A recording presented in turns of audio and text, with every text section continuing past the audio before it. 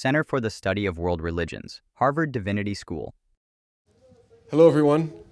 If this is your first time at the CSWR, welcome. My name is Charles Stang. I have the great pleasure and privilege of serving as the director here. And it is our distinct pleasure to welcome to the center this month Michael Prettyman, who is our artist in residence and an HDS alum. Michael's work is on display in the hallway out to the left, and Mike will also be offering a workshop here, actually the end of this week, right? Thursday and Friday of this week? Yeah, that's right. Thursday and Friday afternoons. Details are on our website. Is there still room in the web? No, sorry, I'm announcing it and the workshop is closed. Sorry, I wasn't up to speed on that. But in any case, that attests to the popularity of it. Without further ado, Michael. So from the outside, it appears as if I do three major things. Visual artist, painter, kind of a lifelong spiritual seeker, and I also teach. So I teach sporadically at Hunter College in New York City, and then I don't know if this is a thing here in Cambridge, but in New York, there's about 10 years ago, there was a kind of blossoming of businesses that hire professors and speakers to do private events, do workshops, that kind of thing. So it's a really interesting middle space to operate in, especially when we're talking about this kind of subject matter, like spirituality, meaning, eschatology, creativity, mysticism. All of these things are very attractive to a certain group of people. We roughly call them the nuns, the people that check the box that say, I am spiritual but not religious. I'm not affiliated with any one organized religion. Among young people, this is, I know most of you guys already know this, but just want to make sure everybody's on the same page. Among young people, this is the fastest growing spiritual category. So these guys that come to these workshops are looking for meaning. It's taken I've been doing them for about 10 years, and it's taken that much time to kind of understand the people that are coming to these workshops. So today I'm speaking to you from the education wing of this sort of overall endeavor. The hardest thing with these talks is not to decide what to say, but what not to say. I could stand up here for 5 hours and talk about this stuff happily, and I would be the only happy person in this room, I think. Okay, so we're going to start with a little painting demo. This will sort of set up this conceptual section of the lecture, which will be slides, and I'll be doing more of a traditional format. Okay, so look, I do not want to take this tarp off this painting. It is a bad idea to show people a work in progress. The reason for that is this is a figurative painting of two human faces. It's off, okay? It's off. When a face is off, it hits really eerie, okay? Oh, God, okay. Okay. So,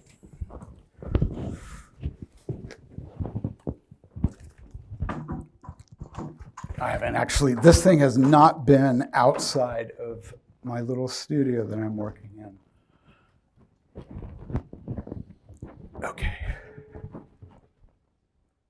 Yeah, all right. So I brought this painting in so that you can see that I do, in fact, have the ability to make beautiful finished work.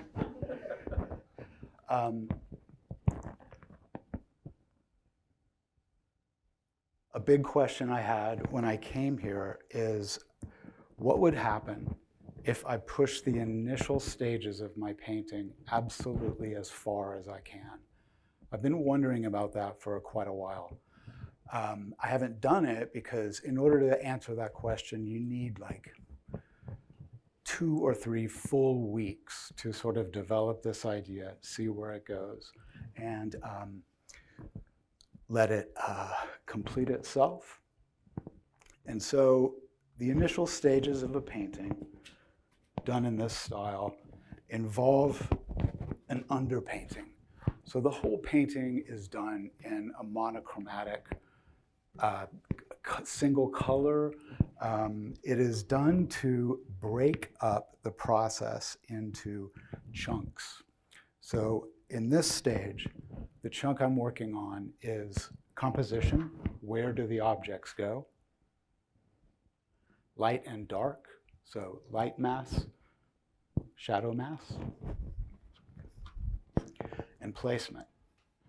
So it's important to understand this and get this correct, because when you go into this phase, this phase is a different animal. In this phase, the painting is beginning to tell me what it wants to do, which means launching out onto like a sea of mystery. I've been doing it long enough that it no longer scares me.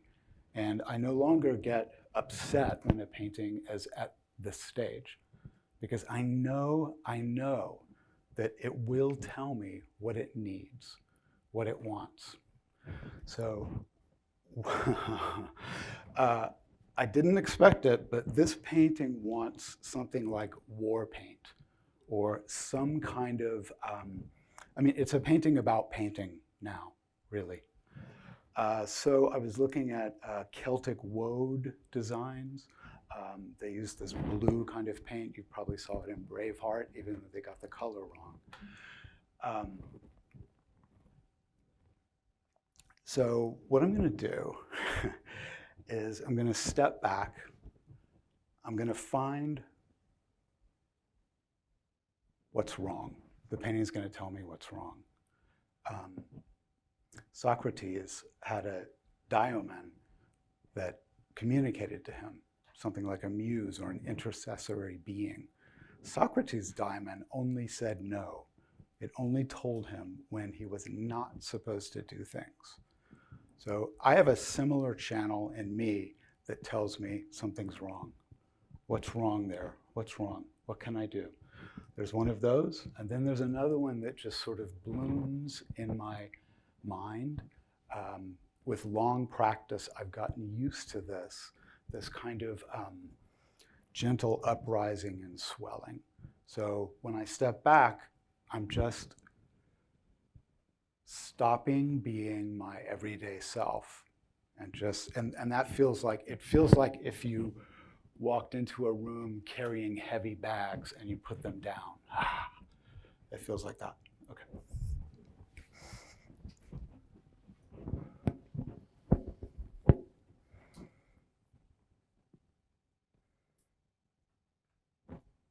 Okay, so from a distance, this is the first time it's been outside of the studio. So it's muddy, it's swimmy, and there is something off about eyes. And the edges of the mouth are too hard. So I use this thing, it's a tool. This is setting up the whole discussion with slides, which is all about propositional knowledge and non-propositional knowledge. So this is an example of using propositional knowledge in painting. The eyes are off. So I'm going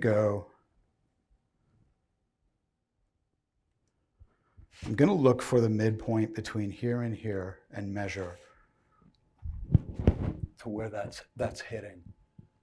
That's 58. That's 59. So this eye is too big.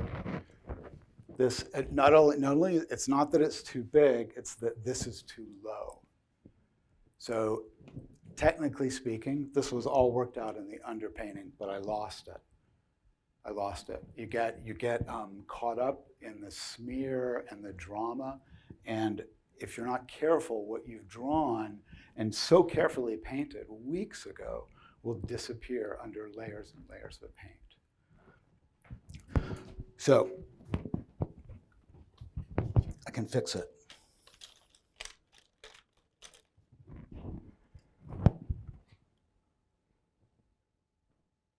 This palette lives in my freezer because it slows down the drying time. I'll clean that freezer before I leave. I was telling Baswar earlier that my wife makes fun of me because every single item of clothing I have has a little dot of paint on it somewhere. And her habit is to just like, if we're out and it's like I have a suit that's got paint on the back of it, she just puts her finger there and holds it. Like it's like another, yeah. Okay, so I'm gonna go to 58 at the midpoint. That's like right here. So the bottom of the eye is now gonna be here. I'm gonna put some white on there so that I can remember it.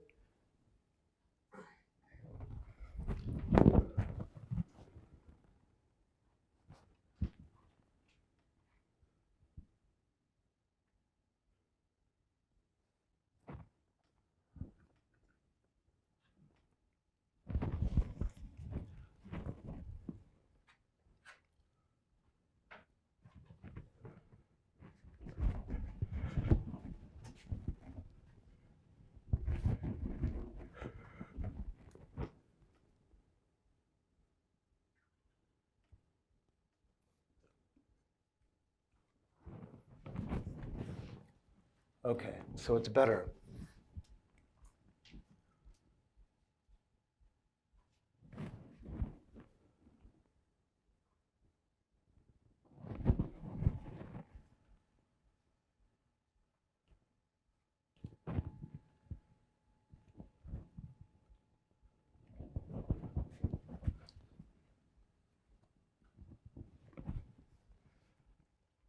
Okay, so I think of all these brushstrokes as being like thumbnails. So the thumbnail concept is what it sounds like in that we tend to form ideas in our heads that are kind of placeholders. I know that this eye goes roughly here. So that brushstroke is a thumbnail.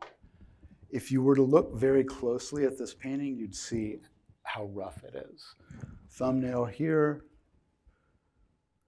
thumbnail, stand in, jump back, see if it fits into the hole. So it's a back and forth between propositional knowledge. This definitely goes here because there is a highlight on that nose. I know that from experience. Stepping back, dropping all thought, all conscious thought, and letting some other message come through. That's how all of these things are painted. So the question that I have is, what is the nature of that unbidden, unsummoned idea that comes through? And this is what I want to talk to you guys about today. Okay, picking up on the idea of thumbnails. The brain tends to want to predict reality, and we're interpreting existing frameworks. Like what does this framework mean to me now, today? Through what Frederick Bartlett calls schema. Schema are sort of individual stand-in maps of ideas. Chunking is another idea that comes from this. We compress complexity into units. I use chunking in teaching primarily because when I came to Harvard in my first semester, we had a guest speaker whose name was Reza Aslan. And Reza had just came out with a book called Zealot, it was a biography of Christ. And he was on Fox News because they were very upset that a Muslim scholar would write a book about Christ. And so they did an attempted sort of roast. And he came back at them in a way that made him into my hero. So my hero, Reza Aslan, was coming to speak to us, and I couldn't wait. So we get there. He starts talking, he's very impassioned, and what he's telling us is that there is in this country what amounts to a religious illiteracy. His message was that people don't understand their own traditions. They don't know the things, and he starts pointing at us. They don't know what you know. So the illiteracy is causing a lot of problems in this country. And then he does this devastating move. He goes, and it's your fault. You know, you have this information and you're hiding it. You are hiding behind academic doublespeak. You're not giving them what they need. So to me, those were marching orders. And what I discovered is that being simple and clear is very, very hard. It is much, much more difficult to reliably transfer this information in a way that is simple and clear and true. So what you're seeing is basically the best I can do. And it is very much a work in progress. Okay, so chunking is a primary tool that I use in teaching this stuff, which is to think of very basic units of information that you can give to people in a controlled way that will hopefully act as sort of a catalyst for further, deeper thinking. The chunk word is good because to me it kind of implies a big, solid, substantial piece that has a sticky outside. So chunks tend to stick to chunks. Here's what I hit them with first. A very, very, very basic, even reductive chart of the history of world religions. So on the surface, the propositional information that I'm providing for them, something that you can hang your hat on, are the dates and the relative size of the bars. The subtextual information that I'm giving to them, the non-propositional knowledge that's not spoken out loud, is that we are now in an environment where we are speaking of all religions. We are looking at all of them and not privileging any one over another. I know this is not a new concept to anyone in this room, but to the vast majority of people that come to these talks and lectures and classes, they don't have that information. So this chart I have found does an awful lot of heavy lifting. Okay, here's the problem. People will look at it and say, okay, Islam, new religion, right? So I show them this one, which is the orange bar is the earlier chart. So this is the deep time slide. So we're now talking about a species, human beings, who have been engaged in what you can, I think, reliably call spiritual activity, if not, well, it's religion. It's religion. The caves in Altamira and Chauvet are cathedrals. There's no doubt in my mind. So I bring this blue bar all the way to Lion Man. So are you guys familiar with Lion Man? Who knows Lion Man? Okay, good. Lion Man is an ivory sculpture. It is the first example of what we call a therianthrope. So a therianthrope is a combination of an animal and a human being. The reason this is important, very important, is that this is the first instance we have of our species creating an imaginary creature.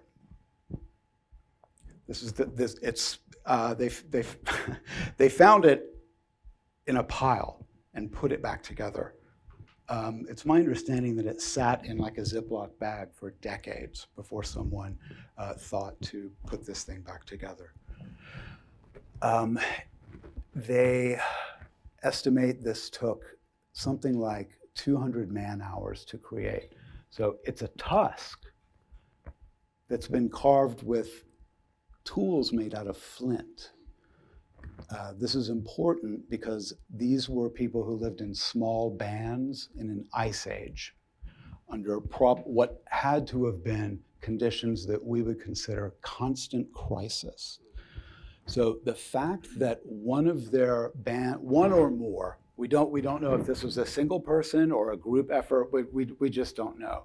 But whoever made it dedicated an enormous amount of time to this, so it must have been important. We can't say exactly how it was used, but we can say what it says about the length of time that we have been engaged in this kind of thinking. I'm quite sure that in the beginning, what we call art and what we call religion were the same thing, were absolutely intertwined. We're now living in a world, obviously, where they are like this. I would love for them to be closer.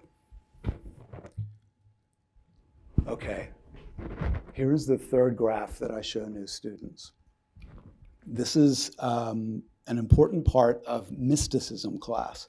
I've been amazed at how many times since I've come back here at Harvard that I keep hearing the word mysticism.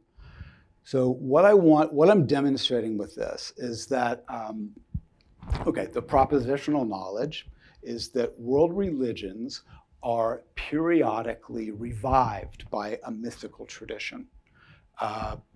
Religion roughly goes on the arc of experience, symbol, text, dogma. When religions fall into dogma, they become stale. They start to lose followers. We enter into periods of Spanish Inquisition, let's say, great destruction. Mystic traditions revive these religions. So the subtextual information that I'm getting to the students is that we can consider mysticism and religion together at the same time, in the same breath, in the same sentence. We are allowed to compare them. I also want to introduce the dynamic of breathing. So what I mean by breathing as a metaphor. Religions founded in experience, periodically revived by experience. So it is not as if a religion gets it right, perfectly nailed down on the first try, and then the rest of the life of the religion is just preaching that stuff. It's not how it works. We have to breathe periodically. We're living in a world made of cycles of dramatic change. And it shouldn't be, it was a surprise to me, it shouldn't have been a surprise that the religious activity of our species also needs to breathe, also needs to be periodically revived. Okay, metaphor is an incredibly useful teaching tool. And we're gonna dig deep into this. And the reason I'm doing this is that if you think everyone knows what a metaphor is, you should think again. It is incredible how people really don't know what a metaphor is. This was demonstrated to me very dramatically when I first started teaching at Hunter College, where I was asking questions, and it was what I was saying wasn't landing. And I finally asked, I was like, okay, what is a metaphor? Raise your hand if you know what a metaphor is. And the answer basically was, it's like a little story. And it's not wrong, it is like a little story. But a metaphor contains unspoken information. It contains information that cannot be spoken. Okay. There's a lot of different scholarship, some of it contradictory, on the nature of metaphors. But these are like the sort of bullet points that I have come to count on.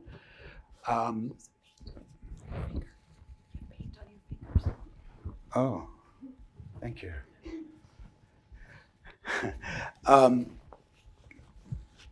In my teaching, the metaphor is not the icing on the cake. It's a structural part of understanding.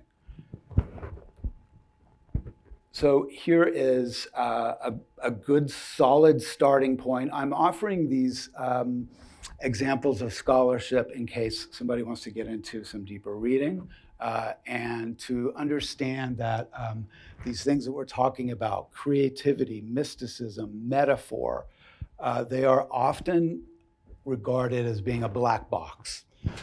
Consciousness is a black box. Mysticism is a black box. Spirituality is a black box. Creativity is a black box, meaning we don't know how they operate. Anesthesia is a black box. Did you know that? They don't know how anesthesia works. Incredible.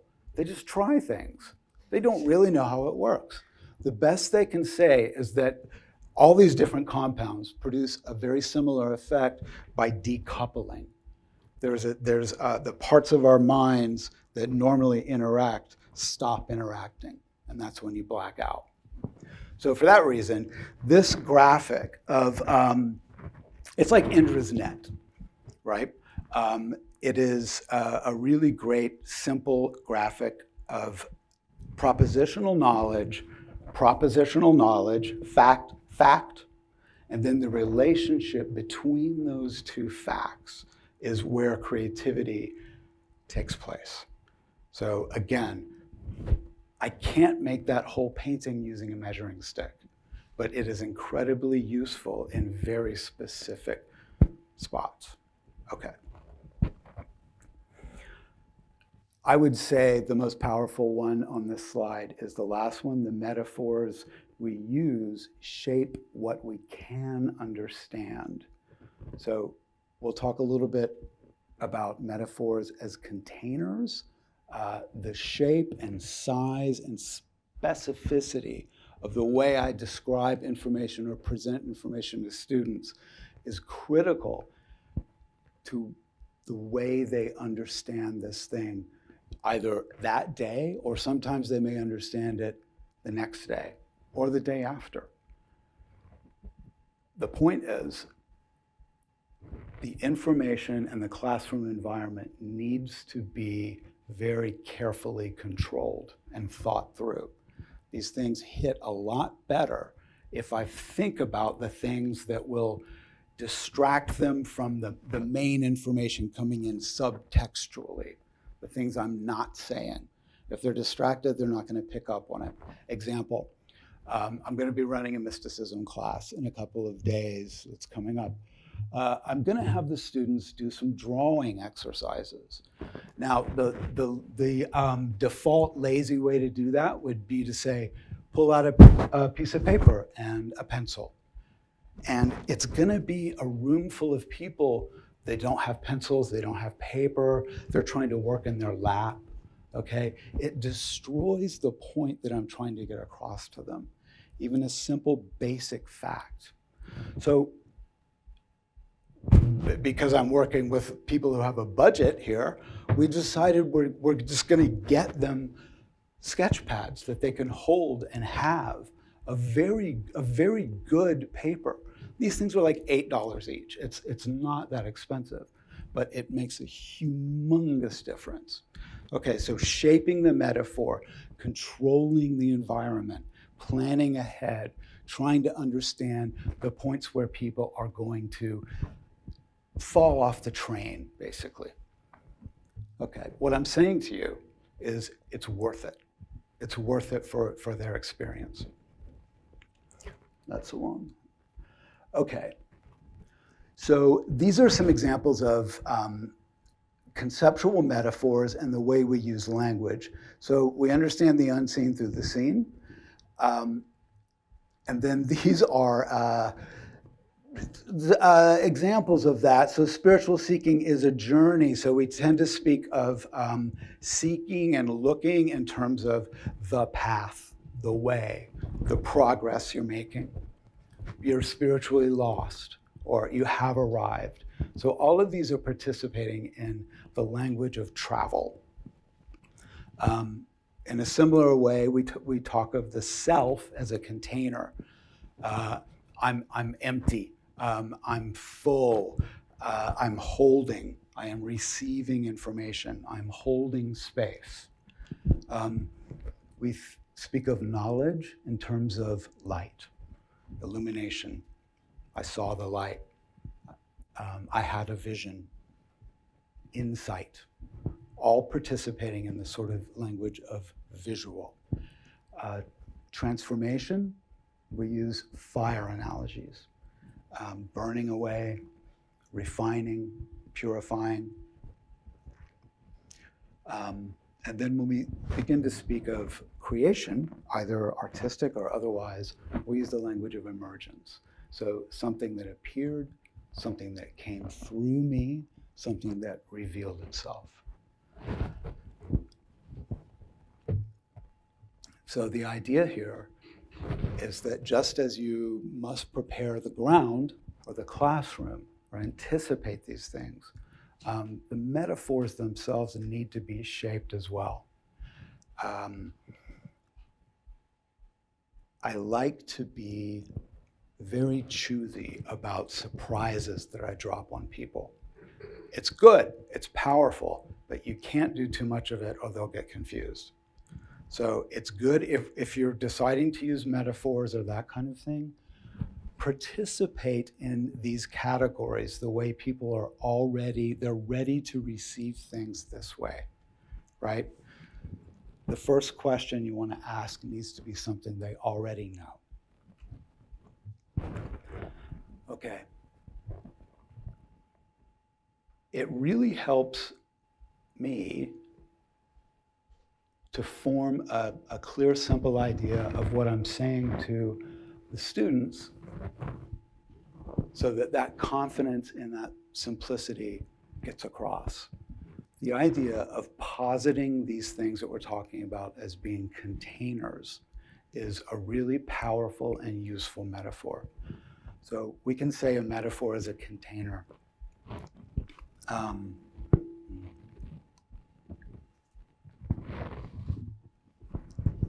The word itself means to carry over. The way you would carry a jar of wine across a stream. The container relies on emptiness. It relies on an empty space. If a jar were solid clay, it would not be a jar, it would be a lump of clay. So this too has great metaphorical power in teaching spiritual ideas. Okay, art is also a container. There is a miracle in art if you think about it. There were no heads that you were looking at. There were no people. There was no palm tree. There's no fire. It's just patterns of chemical on a canvas. The only place art happens is inside cognition. I really think that when the lights go off in the Louvre, there's no more art. There isn't. It just goes back to being a propositional object among other objects. It only lights up in the presence of another person. And what it contains changes depending on the person, depending on the kind of day that they're having. But you can think of it as a kind of catalyst. Because if you're an art lover, or if you make art, or if you've ever gone to a museum or a gallery and been moved by what you see, or excited by what you see, or reactive, or disgusted in any way, that is artist as shaman.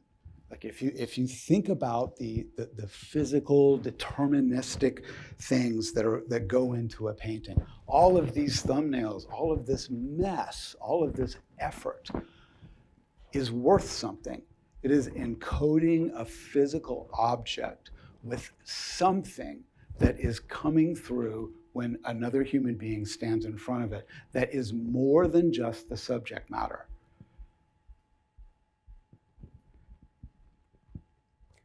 Myth, also a container.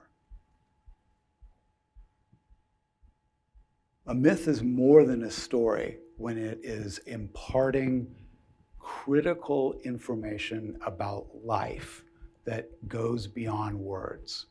That's what the role of myth was to our ancestors. That's what it can be to us as well. But the story itself is like the jar, the physical parts of the jar. What's inside is what's really interesting to me. The first class I taught at Hunter College was an Asian religions class. And I was really nervous because I was a substitute. The professor had dropped out like 2 weeks before the class was supposed to start.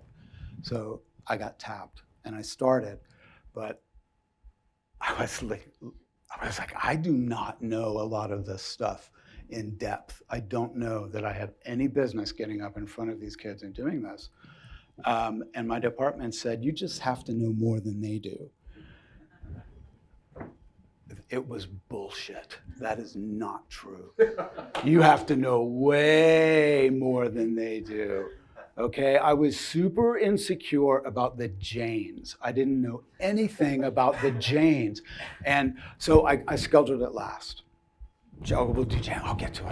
I'll understand the Jains. First day of class, kid comes and sits right in front of me, right in front of the lecturer with these big eyes, like, doesn't break eye contact. And his name is Monal. And Monal is a Jain. Oh, boy. So I gave an opening spiel and with the charts and all this, right? I turn around and I was like, any questions, thoughts, questions? Monal's got his hand up. And Monal's question was, what happens to us when we die? It was like 10 minutes into the class, and I have this question. But what happened right after that was this sound I haven't heard before. It is the sound of 30 iPhones getting put down on the desk, and everyone is like, whoop, because they want to know too. They want to know what's in the jar. What's in the jar? Right? Monal just had the courage to actually ask what everyone else was wondering about. And unfortunately, I have to say, I do not know Monal. I do not know what happens to us when we die.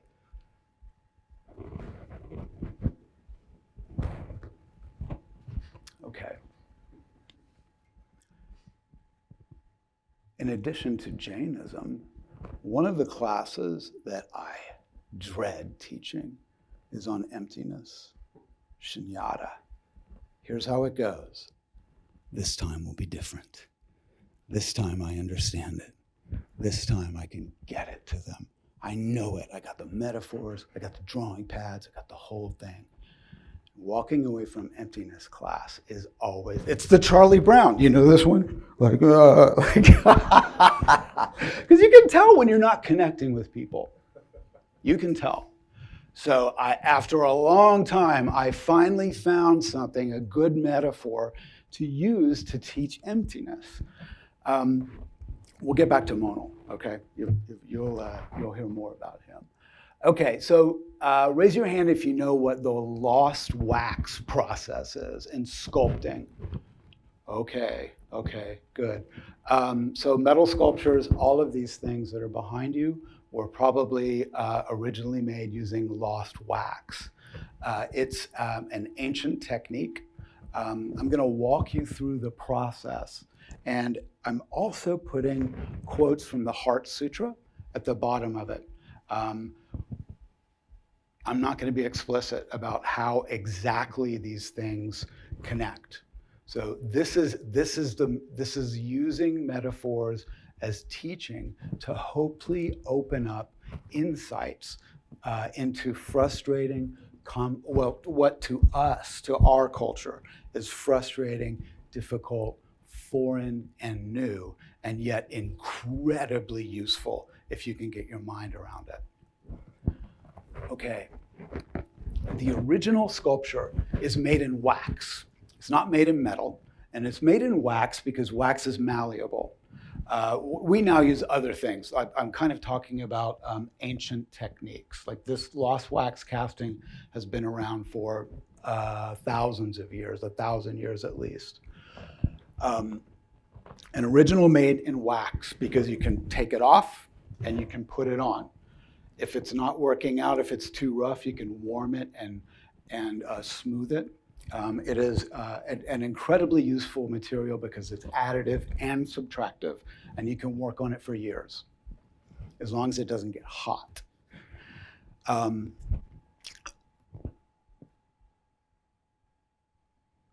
Over a period of steps, the wax is transformed into gold. And it's done through emptiness, by creating empty spaces. So wax model. Okay, good. It's okay. What happens next is a plaster mold is built around that wax model. The mold is rigid, it's very heavy. This is very difficult work because it also has to be very precise. There has to be vents put in it so that the gas from the wax will have a place to escape. So the old way of doing this was to pour molten metal directly into the mold, into the wax, and burn the wax out. This would be done in like a sand pit. They don't do that anymore because the molds have a tendency to explode. And an explosion in a kiln can be sort of devastating. So if it happens in a sand pit, the weight of the sand will keep it down. Okay. What they do now is they put that whole mold in a kiln and just melt all the wax out of it. So what you're left with is a hollow that is in the exact same shape as that form that you made in wax. But it's an empty space now. It's a place where the form used to be. This is the most critical part of the step, to create that empty space. You don't think of sculpting or painting or any creative endeavor as undoing, but in fact, undoing, going over, destroying, scratching out is a critical part of the creative process. Okay, now we're going to pour the molten metal into the hollow form. So it's filling a prepared absence, and now we have a brand new form that looks very much like the wax model, but it is fundamentally different. It has been absolutely transformed through emptiness. Okay, take it out of the kiln, and now the mold is broken. You use a hammer, you shatter the mold. It's more destruction, more loss. But it has to be. It has to be. If you want a nice golden statue, you have to go through a period of mess and destruction and even failure. Picasso quote. Where did I go? Every act of creation is first an act of destruction. Where are we? Okay.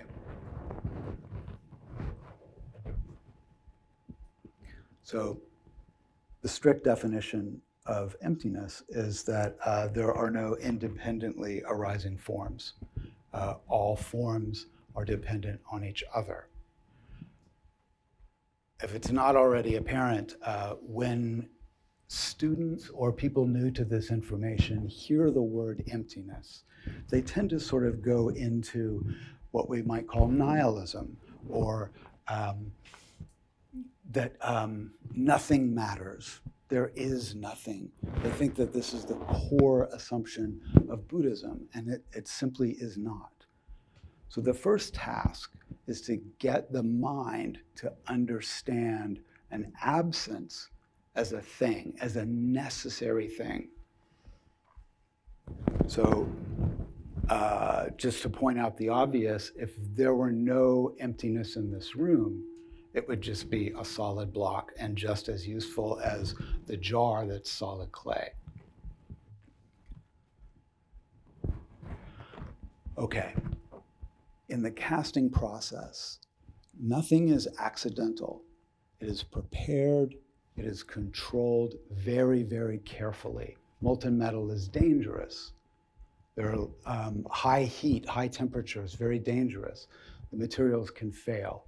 So again, like the drawing pads, there is a care and a anticipation and a preparation that is critical both in casting and in teaching and in the studio.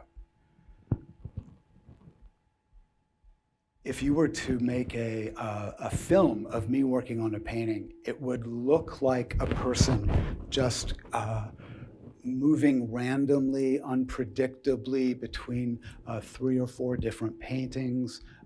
It would look like someone who never had a plan. But the truth is, every studio has to be very carefully set up so that that Dionysian thing that takes over, that is the gift, that is creativity, that is the muse, that divine madness, is useless unless the ground is prepared. So and prepared in a very specific way. So if you were to look at photos of artist studios, you would see that they have some important similarities. They're all different, but you're always going to see a place or a table where things have drifted, right? Where things are not quite ready. That rag is not ready to throw away. That brush still has some life left in it. That tube has a little bit of paint left in it. And you don't want to let go of those things because your materials are what allows the muse to come into the world. So you don't want to throw them away. The most carefully organized studio will have a drawer or a table like that. Mine I have to be able to see everything. I can't use drawers or shelves. I have to be able to see it so that I can catch things in the periphery of my vision, grab it, I know where it is, boom. If I have to stop and think, it messes up the channel. It dirties up the channel. Okay, so I think the most important thing that I want to get across to you about inspiration, intuition, is that they appear from the outside to be spontaneous. And they are. They come unsummoned. I don't do any special ceremony.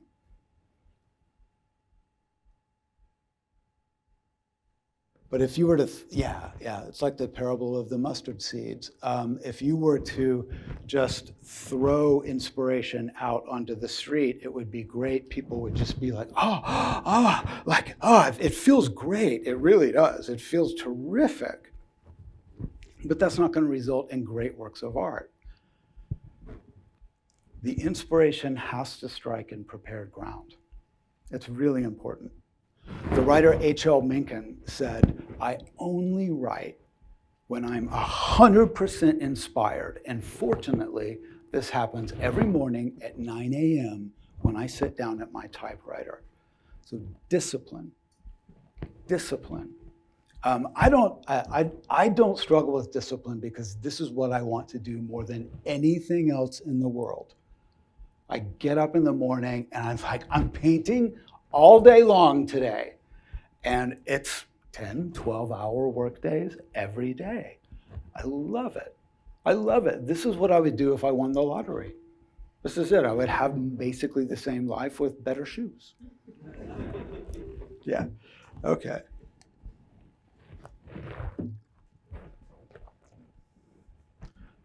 Okay, intuition is not guessing. Intuition is a form of knowing. It can't be said directly. I know I don't have to sell this to this room, but there is a current in our society that is anti-creative, that is anti-intellectual. And it rests on some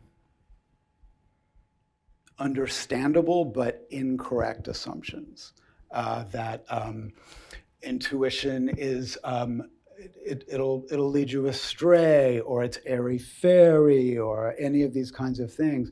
And in fact, it is or can be if the ground is not prepared. The ground, and it's just regular stuff. Regular stuff is what builds the container and allows inspiration to mean something and to come into the world and encode a dead piece of material with 10,000 brushstrokes that all have to relate to each other and somehow, miraculously, gives people something that feeds them. It gives people something that it's like sustenance. It's like sustenance for the hidden parts of yourself. It is fast. It is nonverbal. And this last part is speculative, but I think it's pattern-based. And by pattern, I mean to throw back to the Indra's net idea, where you have propositional knowledge, a thing, and then the relationship between those things. If you pull back, there's more of them, and they make a pattern, like a constellation, right? So if you were to make a schema of a painting, it would look like a constellation. Dark here, light here, dark here, light here. Okay, things. But the magic comes from the relationship between the things. Are you following all this, Charles? Yes. Okay. Okay, so here's some like further reading stuff. Hubert Dreyfus, the big takeaway for me from his work was that an intuitive response is more associated with experts in the field. Beginners don't really use intuition, or I don't think he says you shouldn't use intuition, but you're not going to be getting the results as someone who has a lot of experience with it, someone who can understand not just the constellation patterns of a painting, but the constellations inside, the constellations of self, the way your individual personality is built, right? So, example, I know that I struggle with impatience. I am not a patient person. I want to get to it. Let's get on this and get it done. So if I find myself, if that voice is happening in my head, I walk away. You got to walk away. Do not paint from impatience. It doesn't work. I mean, you can, but you're just putting thumbnails down that you will have to paint over later. Yeah. Okay, we know more than we can tell. This is an important part about intuition and inspiration and these things that we can't, these forms of knowledge that we all know are here. We all know we have them, We all feel them. They operate and live kind of on the periphery because we can't use words to describe them.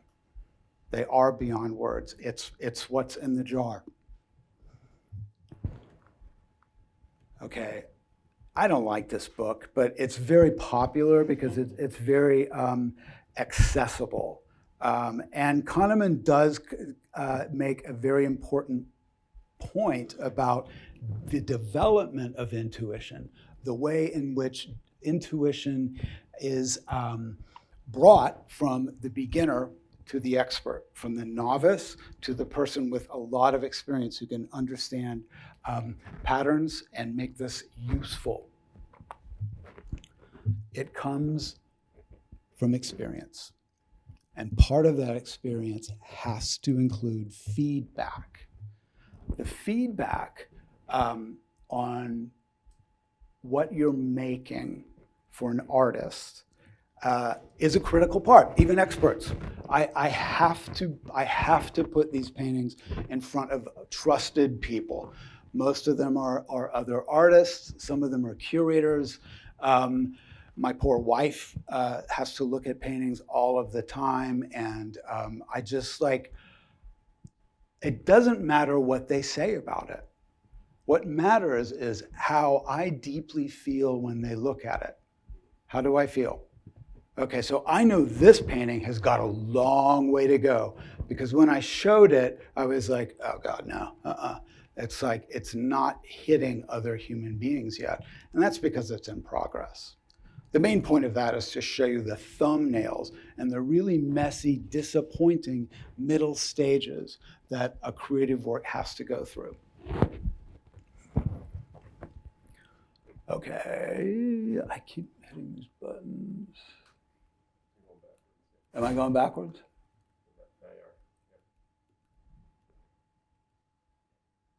We haven't seen this one, right? We have not. Okay, good, thank you. Okay, the problem is we don't have good language for intuition, and students think it's either mystical nonsense, spontaneous talent. That's just as dangerous a myth, okay? Talent is real. Like, talent is an ability, but talent is an opening. Like, I do not think that talent is an ability the way an athlete has an ability. Athletic talent is not the same thing as artistic talent. I don't, that's my opinion. Talent in art is more like willingness. You have to be willing to get these ideas. You have to be willing to act on them.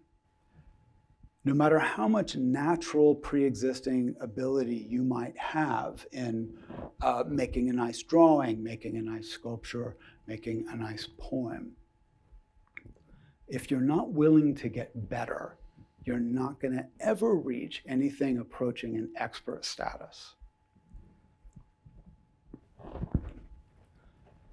Okay, and then the last problem down here is that educators tend to default to propositional knowledge or what can be said for very obvious reasons.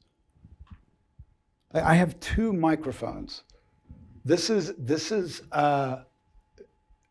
So what I say is what I'm doing here. And I'm doing a lecture about things that can't be said. I'm not the first person to stand up here and do a lecture about things that can't be said, I'm quite sure. We're used to it. I think all professors should be able to draw. You ought to be able to draw something up on that board and not have it just covered in words. And the reason for that is that this world is full of non-contextual learners. I'm one.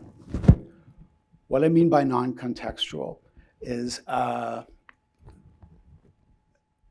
as it happens, I have some kind of severe learning disabilities in the area of contextual learning. I cannot learn foreign languages. I cannot do algebra. I cannot learn musical notation. Well, I can, but it takes me like 10 times longer than most people. to learn that stuff. And I didn't even know that until I came to Harvard. And someone asked me, why are you failing Greek?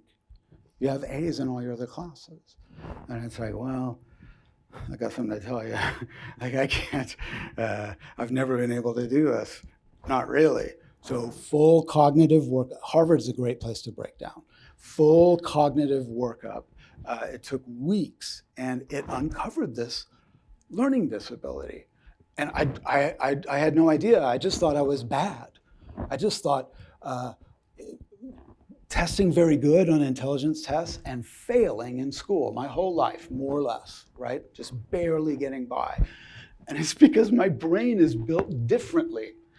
I am really, really good at drawing inferences between things, at metaphorical thinking.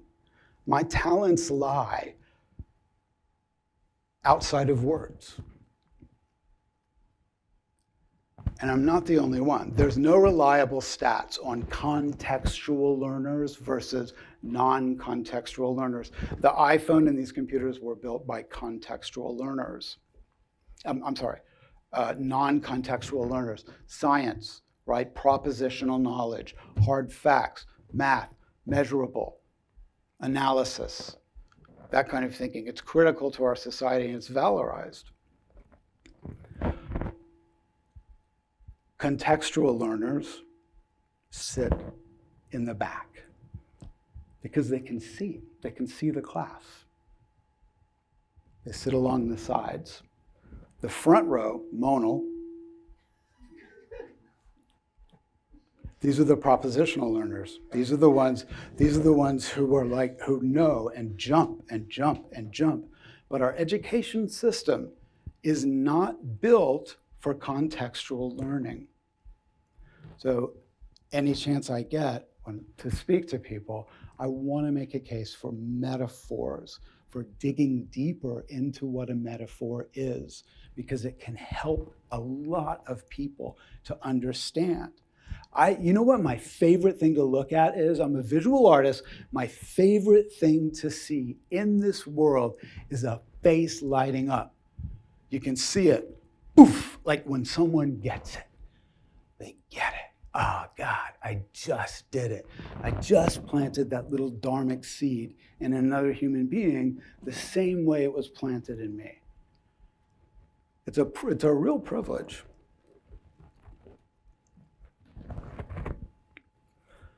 Okay, flow. There's a lot of stuff about flow. How are we doing? Well, we want to have some time to ask you questions. So. If I do my job right, there won't be any questions, no? Sorry, I'm in the front row. Yeah. Okay, oh yeah. All right, Monal. Monal's back. You know, I'm still friends with Monal. That was 12 years ago. So he has graduated, has a great job in tech and a family. We're still in touch. He comes to my openings and stuff. And I did learn about Jainism from his priest. There's a really beautiful Jain temple in Queens. I had no idea. So that worked out. Okay, well, let's do this. I'm going to leave you guys with a gift.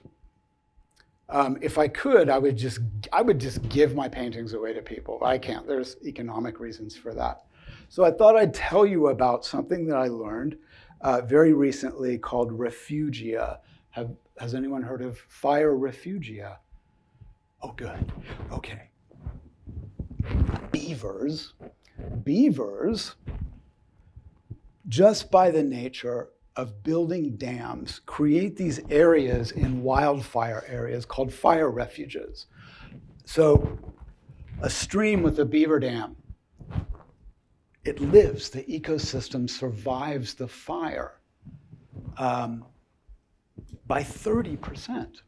30% more trees and animals are able to survive that devastating thing because the beavers built a wetland. That's what they do. The point I want to make to you is that the beaver That's beautiful. That's what it is. Devastation all around and life. The beavers aren't busy building life. The beavers are just going about their day. The beavers are just building a dam. They are not well-intended. They're just working. But the result of their work goes on and on and on and affects an entire ecosystem. So this will be reseeded by this. Absolutely it will. Of course it will. And so here's my gift. I think that that is what you do. I know that like you're not spending all of your time building like a spiritual refuge or a place where people can recharge themselves or come in out of the cold. But that is, in fact, what you are doing. And it happens with, it's like this is built out of emails and communications and all these, it really is, all of these little choices that you make. And so I really appreciate all of the work that you guys do here. Like it is doing something in this world, and I think we need it. So thanks. Okay.